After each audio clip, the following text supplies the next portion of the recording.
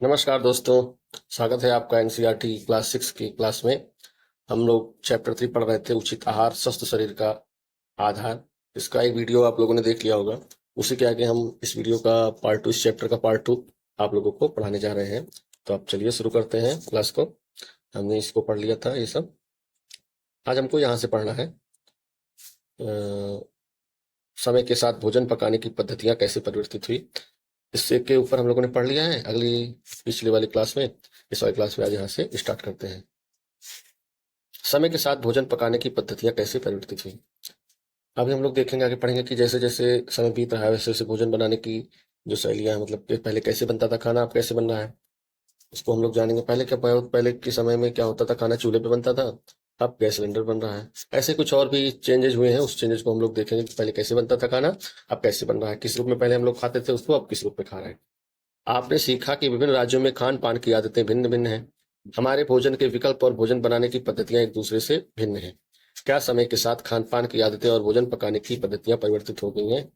देखो, हर राज्य का खाना बनाने का तरीका दूसरा है ना। कोई जैसे दाल है, एक राज्य में उसी दाल को दूसरे रूप में बनाया जा रहा है, दूसरे राज्य में उसी दाल को दूसरे रूप में बनाया जा रहा है, लेकिन उसका मेन जो इसमें पड़ रहा है दाल में क्या है, दाल ही पड़ेगी। जैसे कुछ लोग सांभर बना के खाते हैं, है ना, दाल की पूड़ी बना के खाते हैं, जैसे दाल डाल के खाते हैं। तो मतलब सबका अलग अलग तरीका है खाना बनाने का, और खाना बनाने की जो विधि है, जो तरीका है, वो भी क्या है, अलग अलग है। तो एक क्रियाकलाप के माध्यम से हम लोग समझते हैं, चर्चा करते हैं इस पे कैसे अलग है। आइए पारस्परिक चर्चा करें। अपने वयोवृद्ध जनों से उनके खान पान की आदतों और भोजन बनाने की पद्धतियों के बारे में जानकारी एकत्रित करने के लिए प्रश्नों की सूची तैयार कीजिए। नमूना है तो कुछ प्रश्न निम्नलिखित हैं। आपने जो बूढ़े बुजुर्ग हैं उनसे कुछ प्रश्नों को आपको पूछना है। जैसे कुछ प्रश्न इस प्रकार है कि किस प्रकार का खाना आप सभी खाते हैं, और क्या क्या क्या और क्या नया खाने लगे हैं। मतलब आप पहले किस प्रकार का खाना खाते थे और अब क्या नया खाने लगे, क्या उसमें बदलाव आए हैं। पिछले कुछ वर्षों में खाना पकाने की पद्धतियां किस प्रकार परिवर्तित हो गई हैं। खान पान संबंधी ये बदलाव किस कारण हुए हैं, जो चेंजेज हुए हैं वो क्यों है, क्यों हुआ है, ऐसा क्यों, क्या कारण था कि खाना बनाने की पद्धतियां अलग हो गई। पहले कुछ दूसरी पद्धति है, कुछ अब अलग हो गई है। उसको हमको अपने जो सीनियर लोग हैं, बूढ़े बुजुर्ग हैं, उनसे हमको क्या करना है, पूछ के इसका उत्तर जानने का प्रयास करना है। तैयार किए गए प्रश्नों के आधार पर कुछ वयोवृद्ध जनों का साक्षात्कार लें। साक्षात्कार लें मतलब उनसे पूछें कि ऐसे चेंजेस क्यों हुए हैं, ये क्या कारण थे कि खाना पहले कैसे बनता था, अब कैसे बन रहा है, पहले चूल्हे में बनता था, अब गैस सिलेंडर में बन रहा है ना। तो क्या ऐसा है, इसके बारे में हमको उनसे जानना है। देखो, पहले क्या होता, पारंपरिक चूल्हे पे खाना बनता था, अब गैस सिलेंडर आ गए हैं, है ना। पहले सिलबट्टे में क्या होता था, सिलबट्टे में पीसते थे, अब क्या हो गया, मिक्सर आ गया है।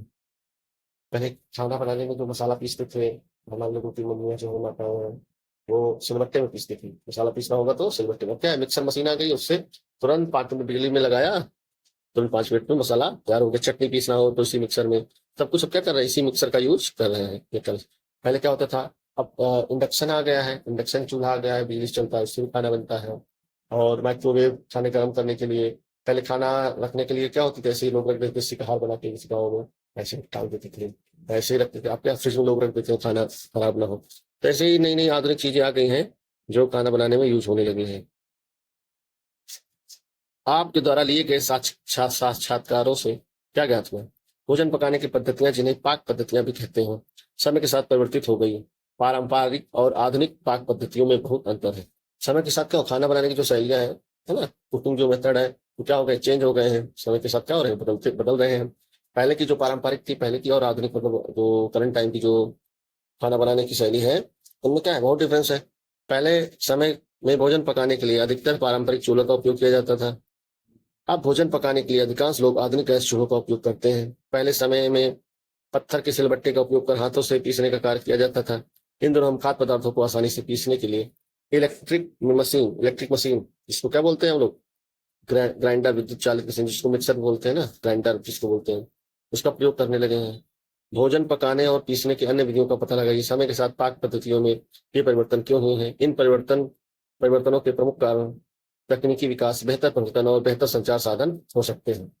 और देखो, पहले क्या, आटा पीसने के लिए लोग घरों में क्या होती थी, महिलाएं जांत होता था, उसी में पीसती थी, पत्थर के होते थे, उसमें डाल के सब लोग आटा पीसते थे। अब क्या है, चक्की पे जाओ, बिजली से चक्की चलती है, इंजन से चलती है, तुरंत पीस उठता है आटा।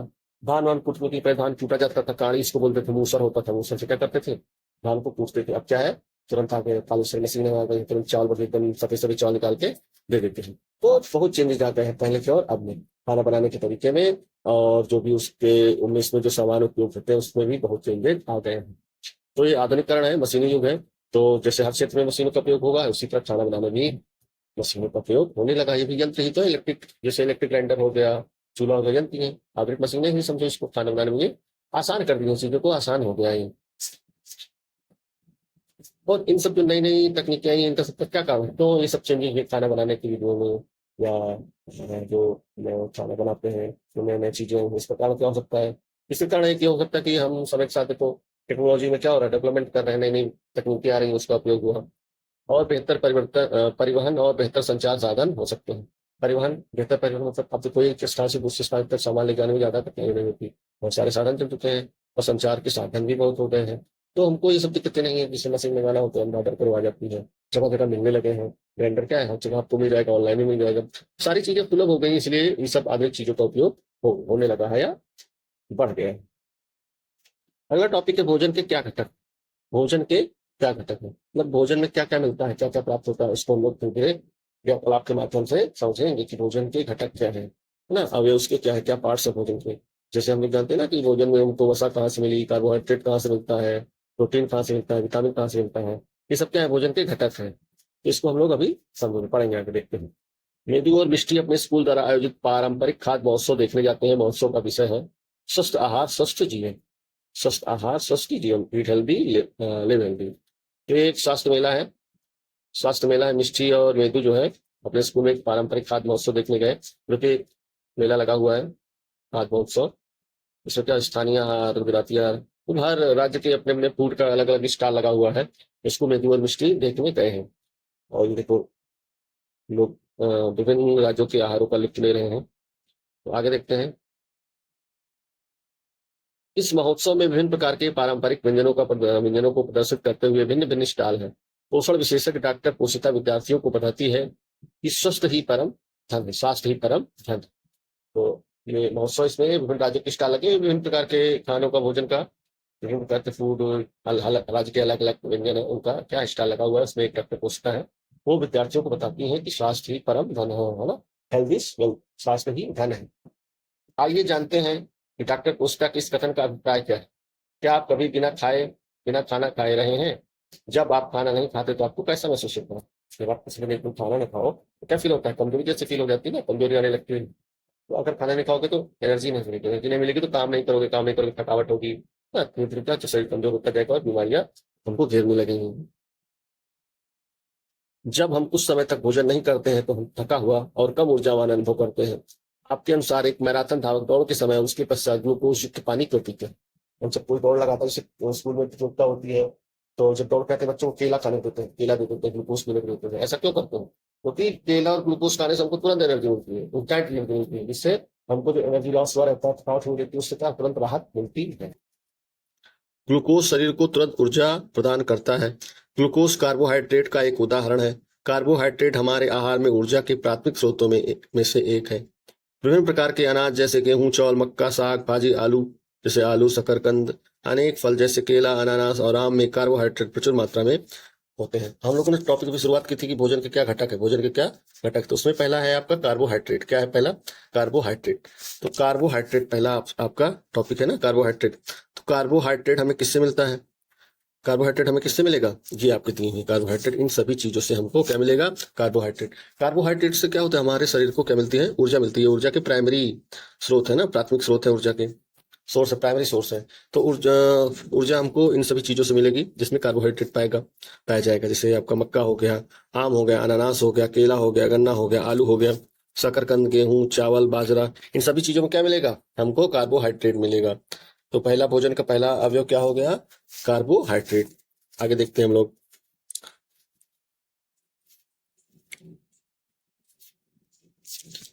क्या आप जानते हैं कि एक सामान्य चीनी भी एक प्रकार की कार्बोहाइड्रेट है?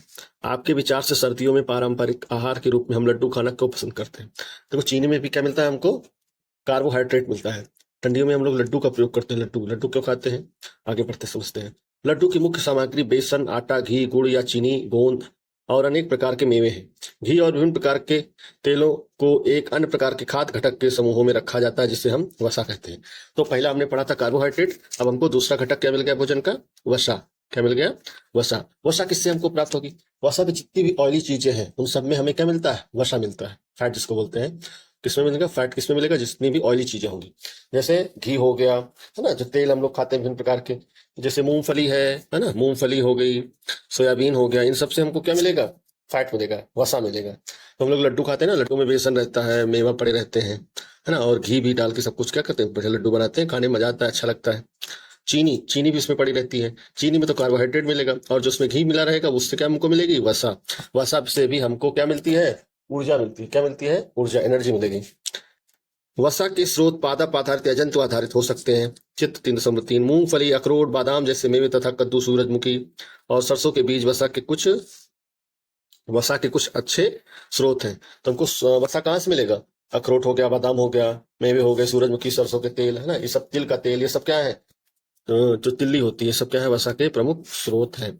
इसको देखते हैं ये क्या कह रहे हैं। हाँ, मेरी दादी ने मुझे बताया था कि घी और मेवे के भरपूर लड्डू हमारे शरीर को गर्म रखने के लिए ऊर्जा प्रदान करते हैं। देखो ठंडे में क्या होता है, वसा की एक लेयर बन जाती है, वसा की लेयर बन जाती है, जिससे हमें क्या है, जो ठंडी लगती है वो कम एहसास होती है। तो इसीलिए कहते हैं कि ठंडी में हमको घी ज्यादा खाना चाहिए। तो मतलब एक तरह से हमको वसा ज्यादा लेना चाहिए, जिससे हमको ठंड का एहसास कम हो।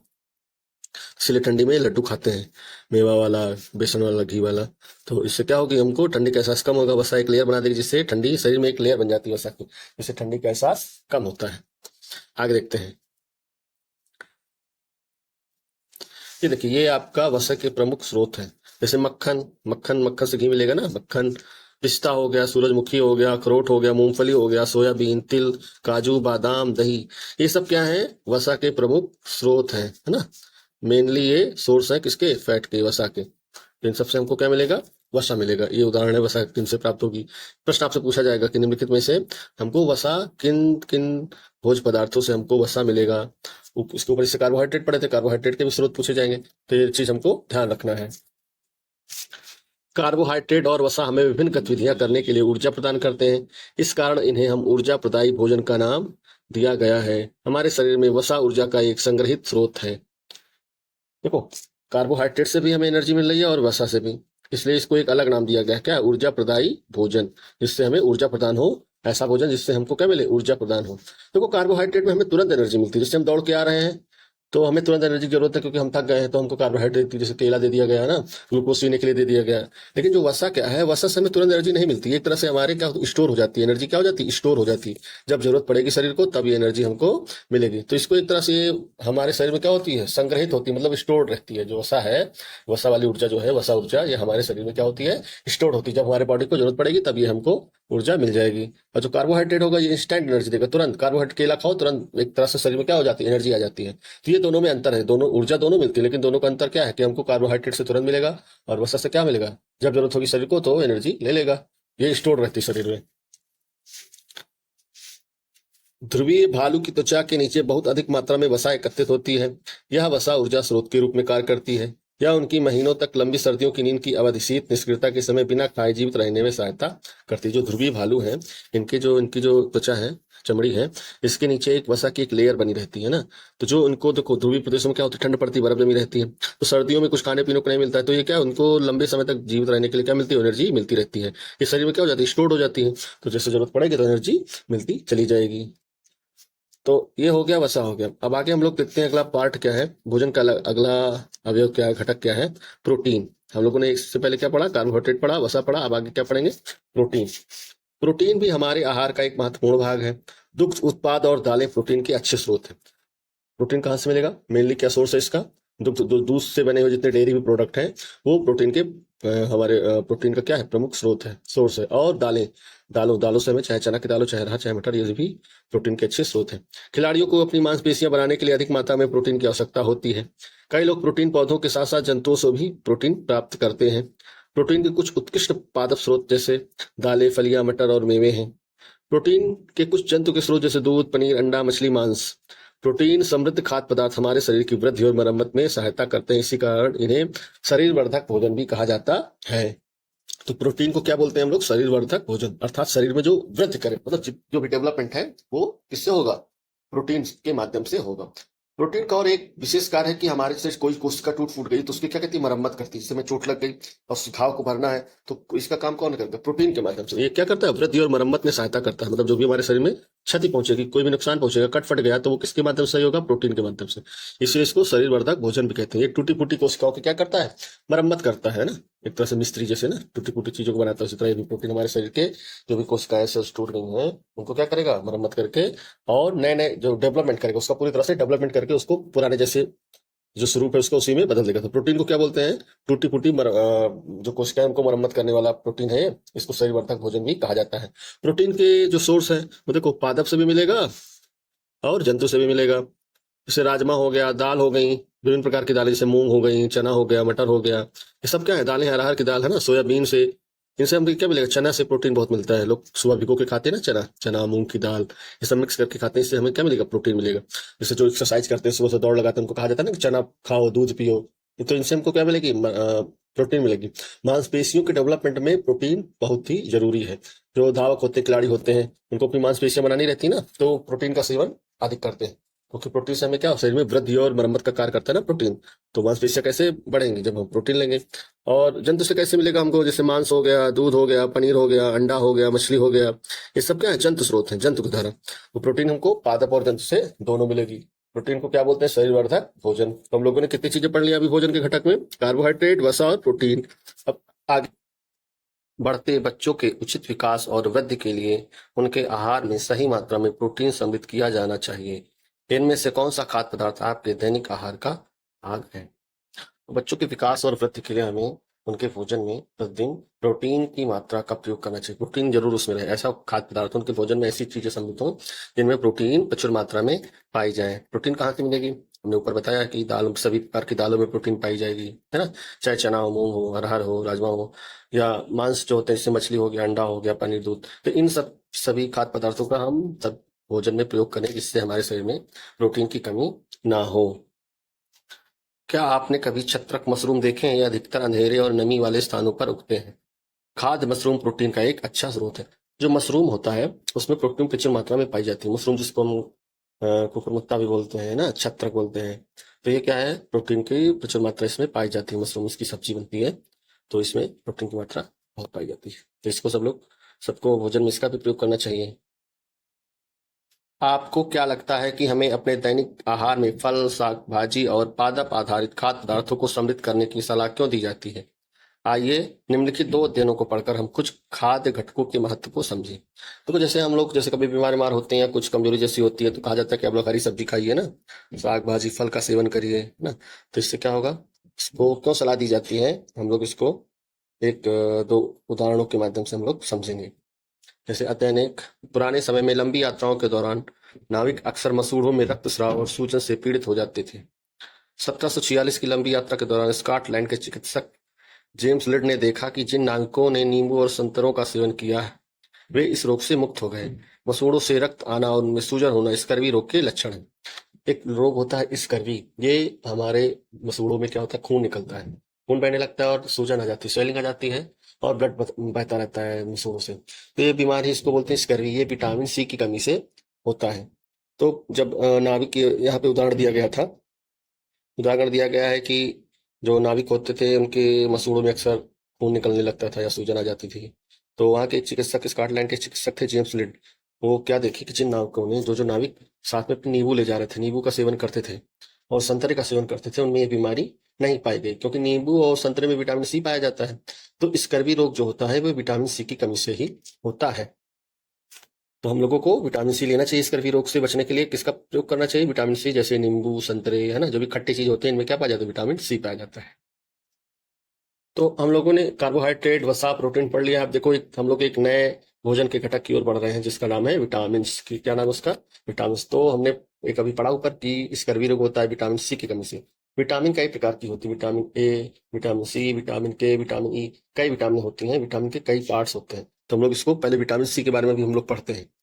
अध्ययन एक को पढ़कर आप क्या निष्कर्ष निकालते हैं?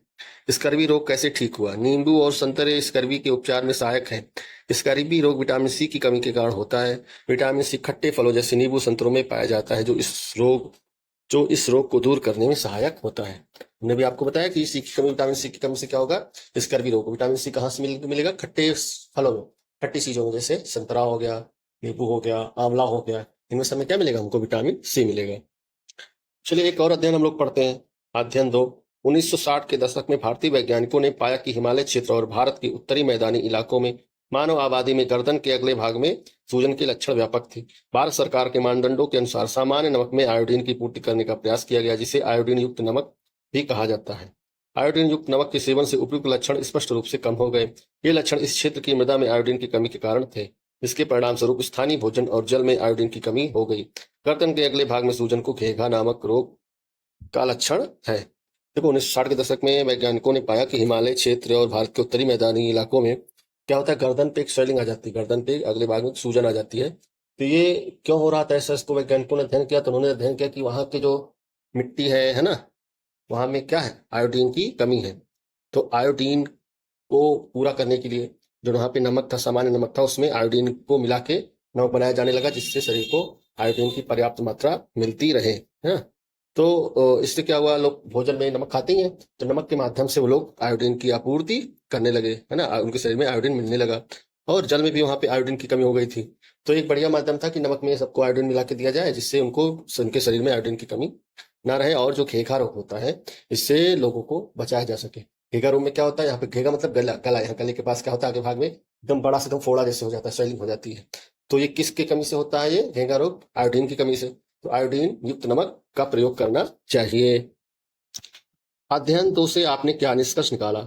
आपने समाचार पत्रों और विज्ञापनों द्वारा आयोडीन युक्त नमक के बारे में जाना होगा, अथवा आपने नमक के पैकेट पर भी आयोडीन युक्त नमक लिखा हुआ पढ़ा होगा। इसका अर्थ क्या है? वास्तव में आयोडीन युक्त नमक साधारण नमक ही है, जिसमें वांछित मात्रा में आयोडीन के लवण मिलाए जाते हैं।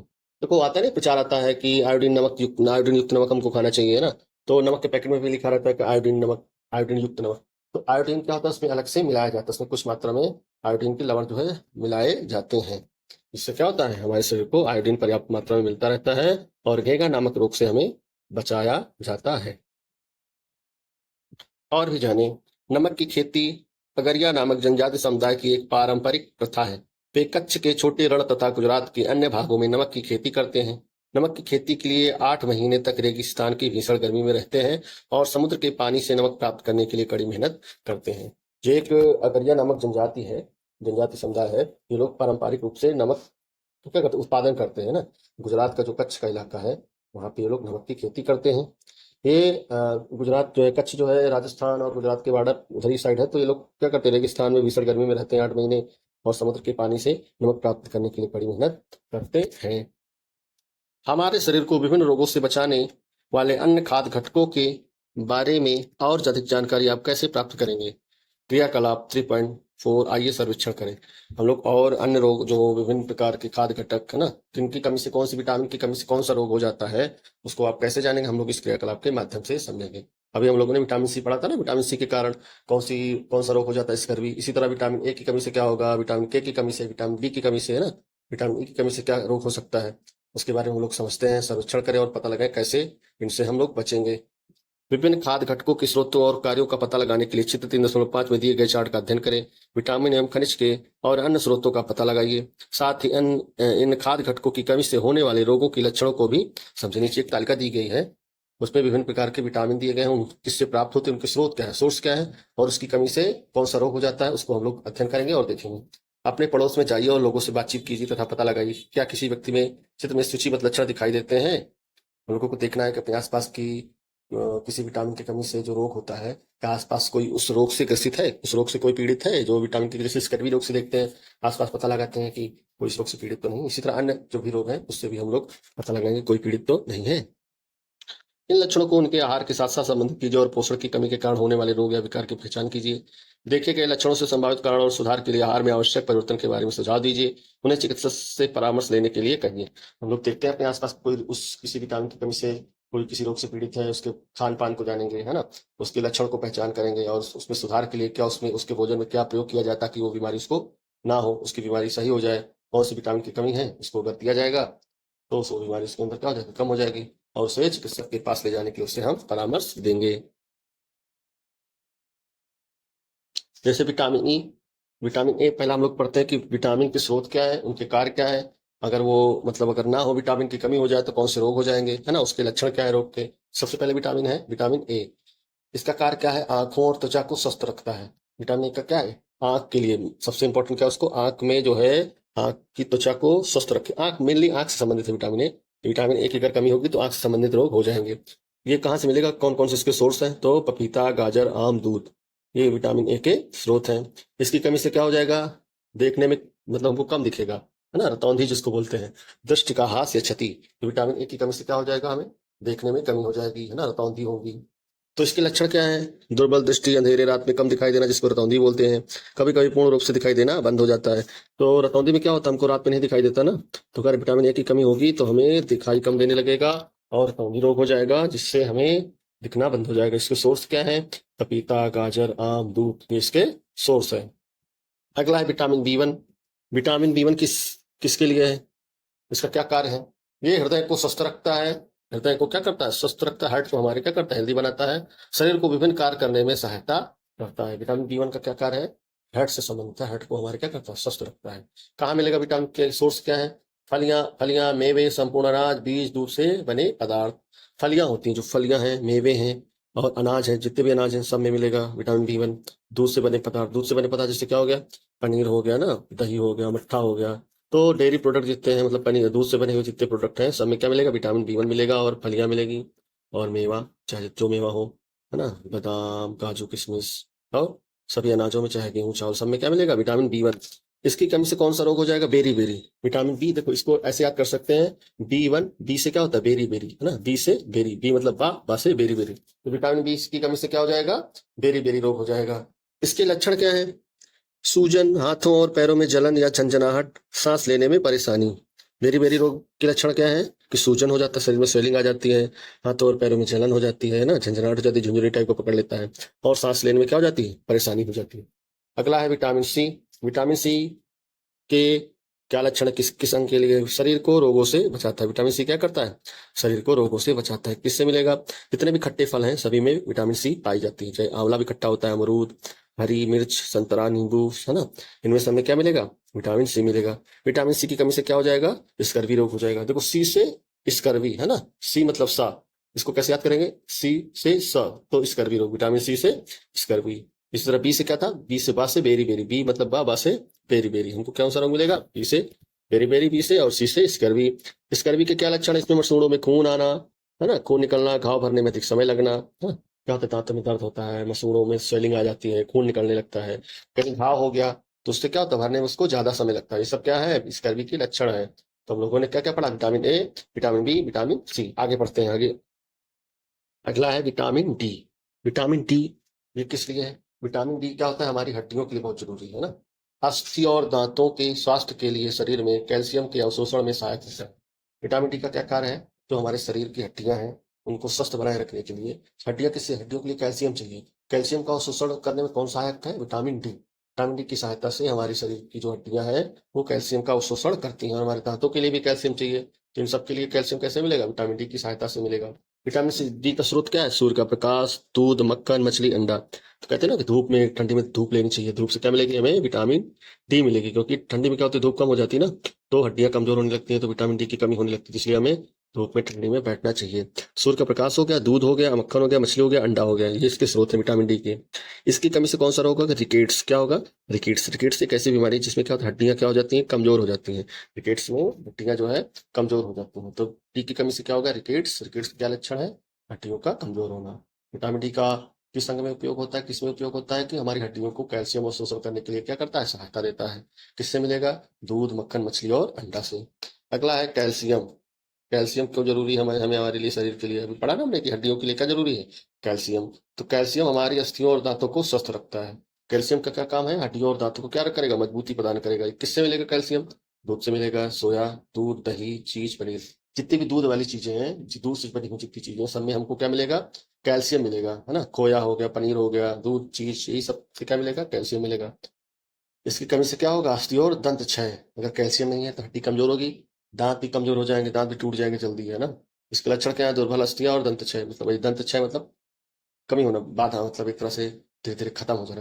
खत्म हो जाना क्या होता? क्या मतलब हुआ क्षय का? मतलब है ना, क्षय का मतलब हुआ कि धीरे धीरे क्या होता है, वो नुकसान पहुंचाता रहता है और धीरे धीरे खत्म हो जाता है। दांत दांत कमजोर हो जाएंगे, धीरे धीरे क्या हिलने लगेंगे, उखड़ जाएंगे, फट जाएंगे, खा पी नहीं पाएंगे फिर।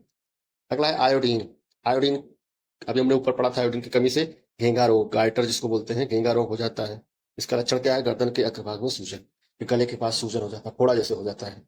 घेंगा रोग जिसको होता है, फोड़ा जैसे हो जाता है। तो आयोडीन कहाँ से मिलेगा? नमक खाने चाहिए, आयोडीन युक्त नमक। सिंघाड़ा और समुद्री शैवाल से हमको क्या मिलेगा? आयोडीन मिलेगा। ये कहाँ उपयोगी है? शरीर और मानसिक क्रियाओं में सहायक होता है।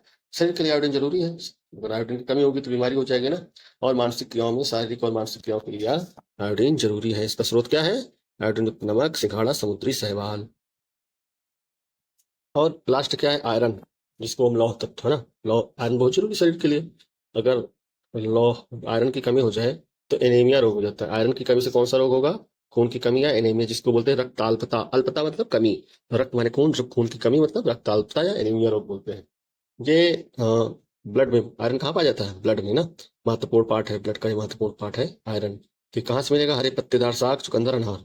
चुकंदर लाल होता है तो खून बनेगा, अनार लाल होता है उससे भी खून मिलेगा, आयरन मिलेगा ना, खून से रिलेटेड है ना, एकदम लाल लाल खून भी होता है।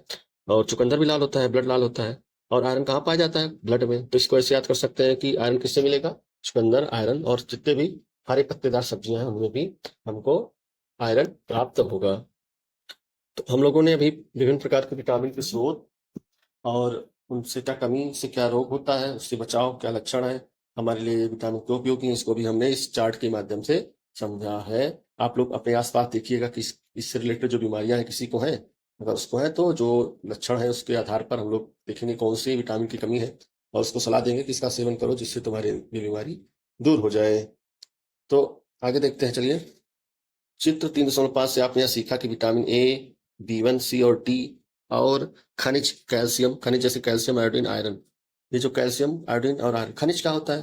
खनिज मतलब जो हमें जमीन की खुदाई से प्राप्त होता है, जमीन की खुदाई करने पे जो प्राप्त होता है उनको क्या बोलते हैं? खनिज बोलते हैं ना, मिनरल्स जिसको, है ना। तो कैल्शियम, आयोडीन, आयरन ये सब क्या है? खनिज है। ये हमें धरती के अंदर से प्राप्त होते हैं, खुदाई करने पर धरती के अंदर से हमको प्राप्त होते हैं। तो विटामिन ए, बी1, सी और डी और खनिज खाद्य घटकों के दो समूह हैं जो हमारे शरीर की विभिन्न रोगों से रक्षा करते हैं। लेकिन हम विटामिन और खनिजों की कमी के कारण होने वाले रोग और विकार को कैसे ठीक कर सकते हैं? कैसे ठीक करेंगे? अगर इनकी कमी से अगर रोग हो रहा है तो इसका हम सेवन बढ़ा दें तो कमी पूरी हो जाएगी। भाई कोई चीज कम है तो उसका सेवन बढ़ा दो तो क्या होगा? जो कमी है वो पूरी हो जाएगी और विटामिन की भीतर क्या हो जाएगी? पूर्ति हो जाएगी, तो बीमारी भी दूर हो जाएगी। तो ये देखो, ये आप एक नीचे देखो चित्र दिए हैं, स्रोत, विभिन्न विटामिन के स्रोत क्या है। अभी हमने ऊपर पढ़ा, इसको चित्र के माध्यम से भी दिया गया है। जैसे विटामिन ए के कुछ स्रोत हैं, विटामिन बी के कुछ स्रोत हैं, है ना। बी1 के क्या स्रोत हैं? गेहूं, कद्दू के बीज, ये सब स्रोत हैं, है ना। और आगे देखते हैं कि जैसे आपका ये विटामिन सी के स्रोत हैं और विटामिन डी के कुछ स्रोत हैं। विटामिन सी के स्रोत हैं संतरा, अमरूद, है ना, टमाटर, खट्टी चीजों में आंवला। और विटामिन डी के क्या स्रोत हैं? सूर्य का प्रकाश तो हमने बताया ही है। और मशरूम खाइए, अंडा खाइए, मछली खाइए, दूध पीजिए, क्या है? विटामिन डी के स्रोत हैं।